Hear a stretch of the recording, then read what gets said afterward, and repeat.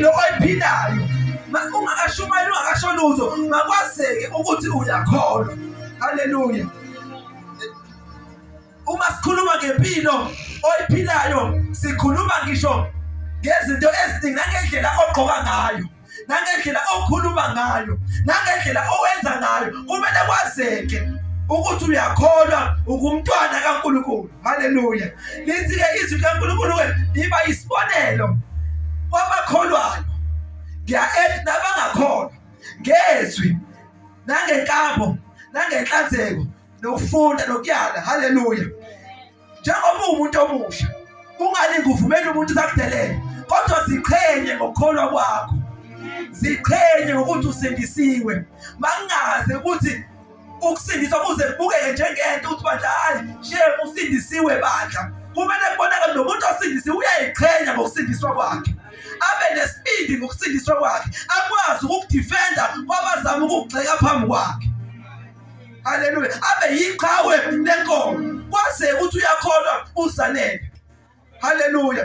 Bekwazi nothisha esikoleni ofunda kusona ukuthi hayi noma ingane zonke ibamba umsino zihlupha, kodwa uzanele yena uyahlonipha.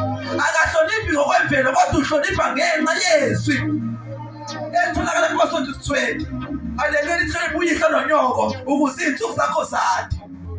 Utholakala hlonipha ngenxa yethu. Sayisibonelo njalo. Ukuba isibonelo akusho ukuthi uJesu bathi abanye hayi uNkulunkulu uhlala enhlizweni. Awukwazi ukuthi ube isibonelo uma uJesu ehlala enhlizweni kuphela. Ukukholwa kukho enhlizweni kuphela.